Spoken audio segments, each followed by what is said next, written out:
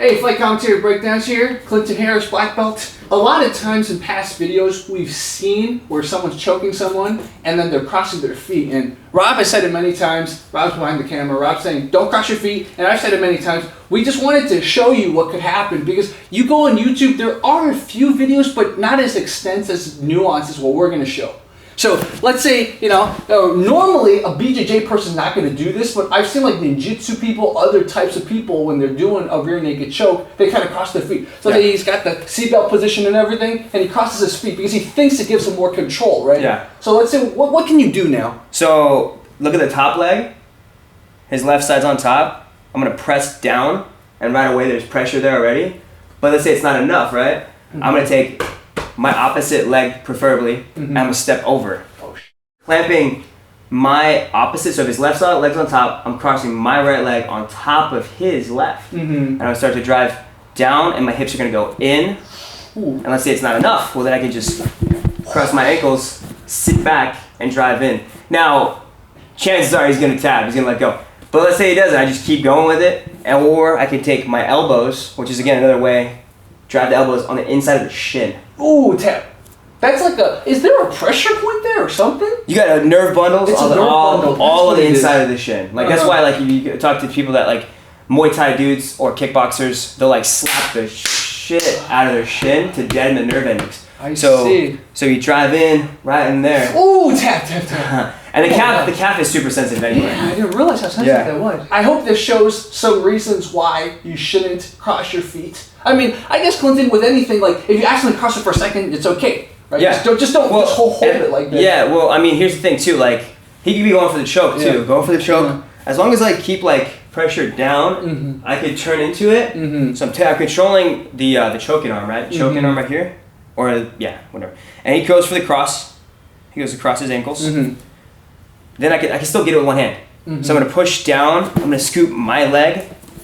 And then I'm gonna start to climb. Ooh, tap. Right? Or I go here, pull in, just enough to get on top of it, and then same thing, drive. Right? See. Or even if it's not crossed, this is kind of an unorthodox approach to defending the choke anyway, or defending the back. I can still take this elbow. As long as I'm controlling this hand, this hand right here, I can still take my elbow and drive inside. I didn't realize how sensitive the calf is over there. Yeah, I would do that, and then he would open up, and I'd sit back to look into him, to drop my shoulders to the mat. Wow. I guess I got big calves. That's a disadvantage of having big calves. There's a lot for the elbow to mess with. Wow. Fight science calves. Yeah, exactly. Has anyone ever crossed their feet when they... Yeah. Okay. Oh yeah, absolutely. This is, I mean, when someone crosses their... I've seen black belts do it, man. Now, they don't hold on to it very long because they know right away when they do it. But I think also the black belts or brown belts that I've seen cross their ankles, it's usually because they think they can get away with it because they're doing it on a lower belt. So if you're a white belt, blue belt, I mean, you're going to piss them off.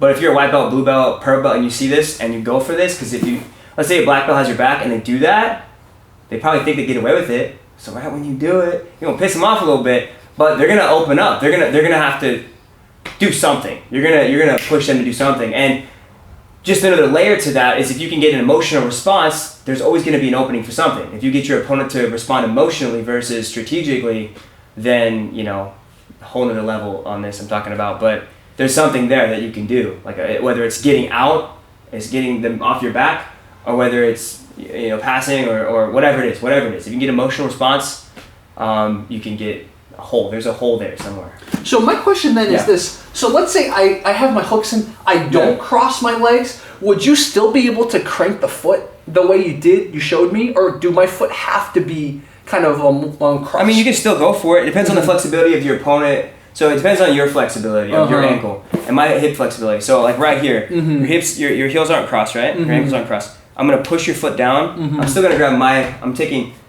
my right leg, my right hand, boom, on top. I can go under. Start to drive. Oh shit! Yeah. Hips in. Definitely. Leg down, hips in. Yeah. Or here, underneath, and then start to pull here. Or here. So that's a heel hook. That's right? a heel hook, a variation of heel I hook. see. Yeah. So you're kind of heel hooking me, but with your one leg. Yeah, and also have here, or very a little more simple. Come in tight, grab the heel here. Oh drop, yeah, that's true. Pull.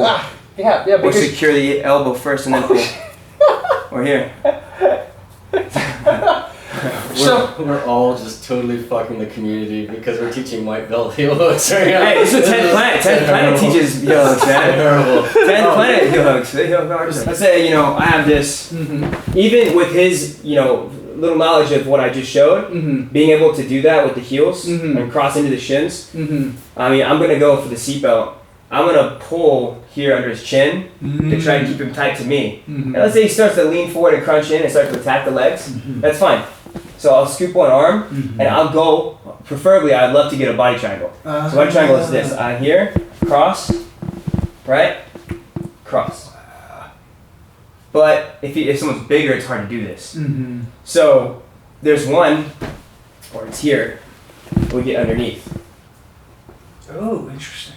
Cross your ankles underneath, which is not very common, but if he's a high level dude going for my ankles or my toes or whatever, I'm going to want to figure out a creative way to not let that happen while I'm going for the choke.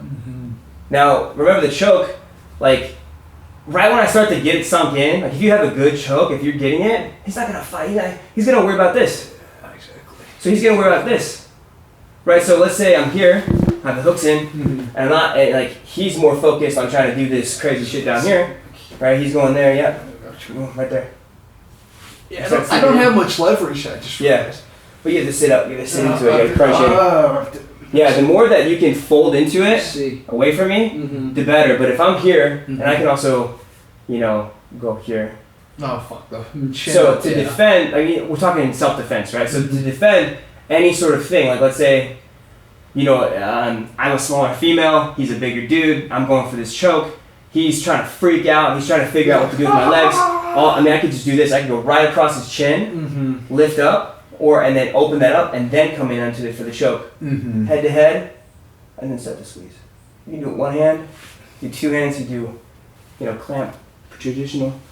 So to answer the question, I would say don't cross your ankles, and to defend any of those variations of a heel hook kind of thing going on, start committing to the choke. Get that choke, crunch in tight, and then just put him to sleep.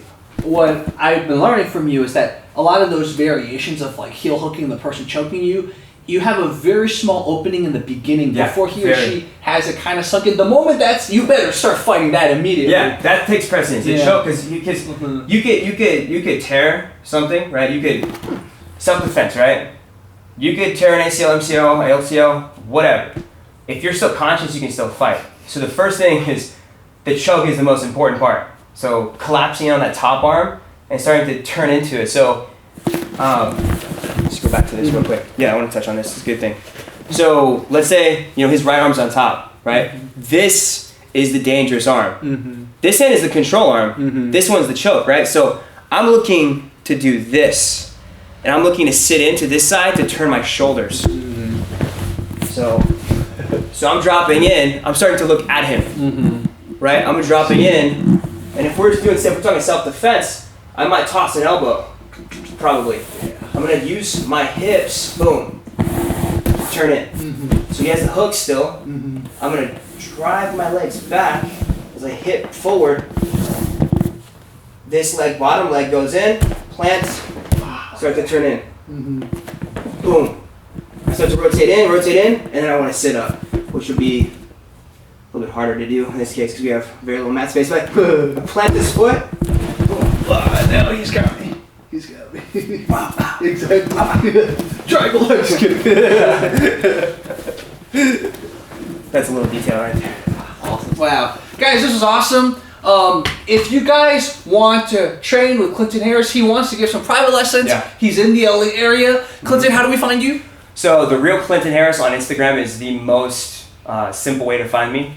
And it would be best if it was you and some other person. Just because jiu-jitsu is about multiple people. So it's easy to teach here, and then to have someone else step in and two people work together to identify the detail of the movement is very important. So message me on Instagram. Yeah. Yeah, so this was Fight Commentary Breakdowns. Thank you so much. We'll have him back. Leave your questions for him. Yeah. Better yet, Ask him message him your questions on Instagram. Yeah, I'm all about it. You do let me know if you have specific things. If you want to confide in me about some stuff, I got you. What's up? Let's talk about it. Exactly. And Rob's the person behind the camera, so Thank you, Rob. buy Rob's coffee if you want to support this guy. Rob's Coffee. That's The right. good stuff. Thank you, guys.